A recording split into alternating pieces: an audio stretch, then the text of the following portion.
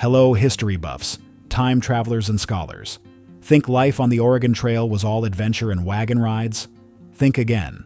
From questionable hygiene to food disasters, the pioneers didn't just blaze trails, they blazed new lows in survival struggles. Hold your nose and hop on. The Old West wasn't for the faint of heart. Men and boys faced hard tasks on the Oregon Trail. The men in pioneer families were often the leaders, responsible for keeping the family together and making sure the wagon train moved at a steady pace. At night, they took turns guarding the wagons. In addition, the men, and sometimes boys as young as 7 or 8, were in charge of hunting along the trail.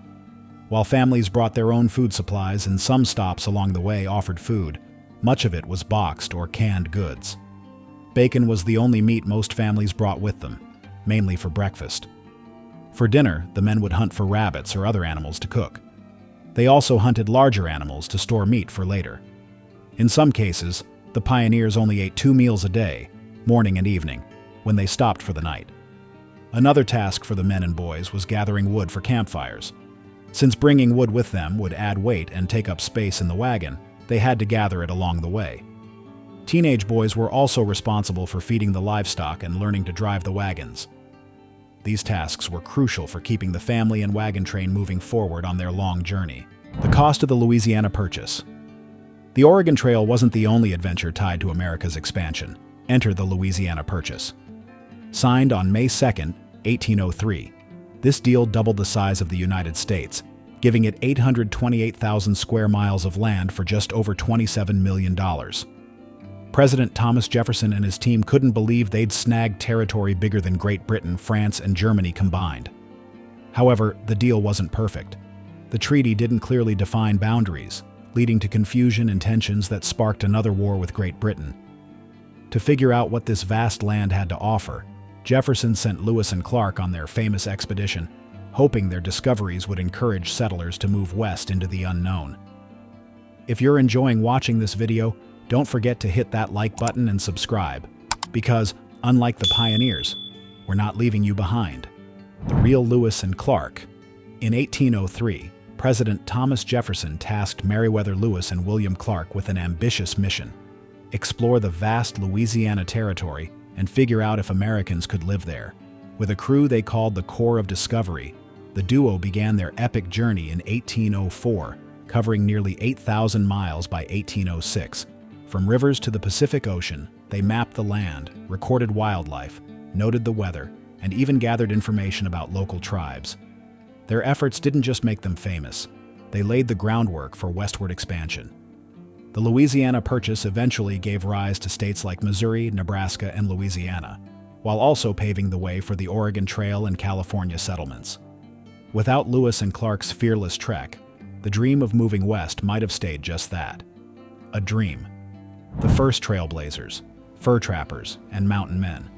Before families loaded wagons, the Oregon Trail was paved by fur trappers, missionaries, and rugged mountain men. These explorers laid the groundwork for the massive migration to Oregon and California. Starting in the 1820s, fur traders ventured into the territory in search of animal pelts, but it was the fearless mountain men who truly charted the way.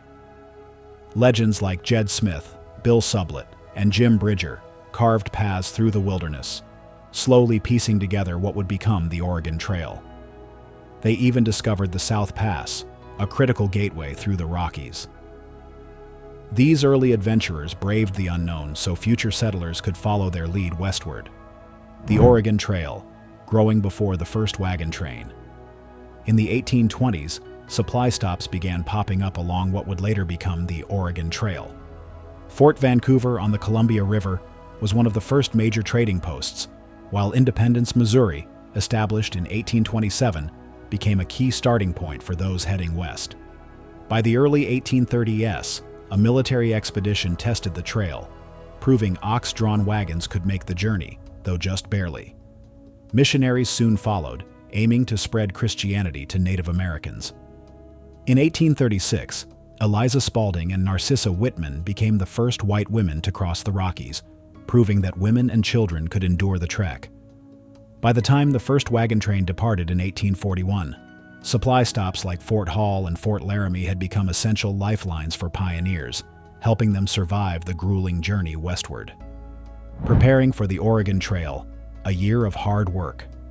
Before the journey began, traveling over 2,000 miles on the Oregon Trail wasn't something you could do on a whim. It took more than a year of preparation. Families often sold their homes just to afford the supplies and oxen needed for the journey, with costs totaling around $1,000. Wagons were carefully packed with essentials like flour, bacon, beans, and coffee, while heavier tools and cookware were strapped to the outside. Horses weren't strong enough for the trek, so families traded them for oxen. Each wagon needed 4 to 6 to pull its 2,500-pound load. The wagons were tiny but mighty, measuring about 12 to 14 feet and carrying up to 5 tons of goods. Inside, every inch of space was meticulously organized, with food, tools, bedding, and clothing stacked in layers. The lack of space meant most people walked, wearing out 9 pairs of shoes per person on the way. On top of all this, each wagon train had a leader to guide the group and set the pace, ensuring the long journey stayed on track. With all the risks and effort involved, it's no wonder people often asked, why even make the trip? But the dream of a new life in the West made it all worth it. Organization of the wagon, a masterclass in efficiency and survival. A pioneer's wagon was more than just a mode of transport. It was a rolling home, kitchen, and storage unit. Every single item the family owned had to fit into a 12 to 14-foot-long cart capable of carrying up to 5 tons. The packing process wasn't random. Everything had its place. Heavy chests and boxes containing dishes, tools, and clothes were stored at the bottom, while food supplies were kept in the back alongside essentials like the washtub and iron stove. On top of it all, cloth mattresses filled with goose feathers or horsehair were layered with blankets and pillows, creating makeshift sleeping quarters. Pots, pans, and other bulky items were hung on the wagon's exterior to save space inside. Despite the meticulous packing, there wasn't room for passengers. Only the elderly, pregnant women, or the sick could ride. The rest of the family walked, often wearing out 9 pairs of shoes on the grueling journey. The surge of Oregon Trail travelers.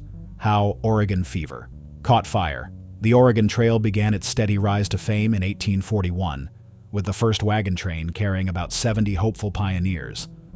But by 1843, Oregon fever had erupted into a full-blown movement. That year marked a dramatic turning point when approximately 1,000 pioneers packed their lives into wagons and set off for a new beginning in Oregon or California. What caused this sudden surge? Historians point to a combination of factors, beginning with an economic depression that gripped the United States between 1842 and 1843.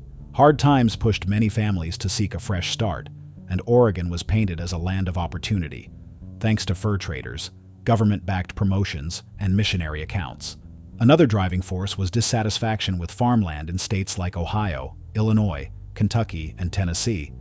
Exhausted soil and poor crop yields left farmers struggling to make ends meet. Advertisements promising fertile land and better prospects in the West inspired thousands to take a leap of faith.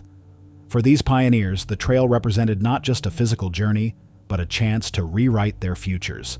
Crossing rivers, the ultimate test for pioneers on the Oregon Trail. For the pioneers on the Oregon Trail, crossing rivers presented one of the most perilous challenges of their journey. These crossings required careful planning, teamwork, and often a good deal of luck to ensure the safety of both people and wagons.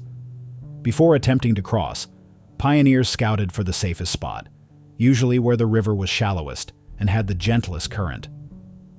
By the mid-1840s, the trail was well mapped, but earlier travelers had to rely on trial and error to find suitable crossing points.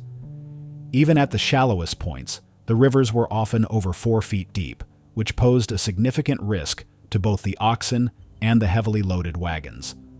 To improve their chances of success, pioneers lightened the wagons by removing heavy items, many of which were carried across by hand or abandoned altogether.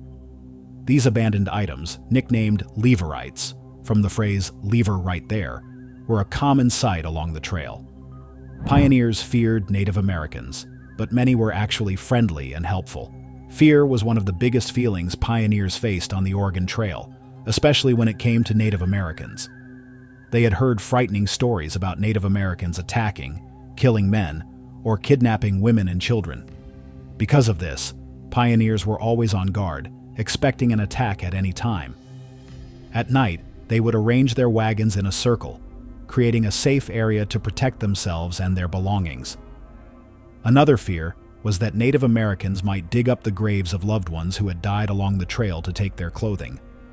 To hide burial sites, pioneers would build their campfires directly over the graves. In the morning, they would scatter the ashes and drive their wagons over the spot to make it look undisturbed. You can still see traces of the Oregon Trail today. By 1870, over 400,000 pioneers had traveled the Oregon Trail, and by then the routes were well worn, although pioneers continued to search for faster paths to Oregon and California. With so many people using the trail, it's no surprise that parts of its history still remain. Today, there are several places where you can still see the tracks left by these wagon trains. There are about 9 locations where you can find remnants of the Oregon Trail. In Kansas City, Missouri, hidden tracks can be seen at Red Bridge Crossing, while Blue Rapids in Kansas also shows traces of the trail. In Nebraska, you can find parts of the trail in Brule and Fairbury. In Wyoming, tracks are visible at Guernsey and Casper. Additionally, traces can be found in Montpelier, Idaho, as well as in Oregon, at Baker City and Biggs Junction. These are just a few of the places where you can connect with the past and see evidence of the pioneers' journey west. Women and girls faced their own challenges on the Oregon Trail. Women and girls often had it harder on the Oregon Trail than the men. For many, especially the wives, the decision to go on the trail wasn't theirs to make. They were responsible for many tasks, including taking care of the children, cooking, and cleaning. Additionally, they had to care for the sick and injured. When the family would stop at night, it was usually the women who unloaded the wagons while the men went off to hunt for food. In the mornings, women would get up early to prepare breakfast and pack up the wagon. The wagons had to be ready to leave by the time the wagon train leader gave the signal, usually around 7 a.m. If a wagon wasn't packed and ready by then, it would be left behind. Teenage girls had a similar workload. In addition to cooking, cleaning, and looking after younger siblings, some also learned to drive the wagons or ride horses. These responsibilities were crucial for helping the family stay on track during the long journey. Death was common on the Oregon Trail, especially due to disease and drowning. Pioneers knew the journey on the Oregon Trail would be difficult, but they often didn't realize just how dangerous it would be. Steep hills, fast-flowing rivers, and other hazards caused many injuries and deaths. Drownings were the second leading cause of death, with about 300 emigrants drowning while trying to cross rivers between 1840 and 1860. The number one cause of death was disease. Disease spread quickly along the wagon trains because everyone lived so close together. Sick travelers were usually kept at the back of the wagon, but their family members and sometimes others in the train would care for them.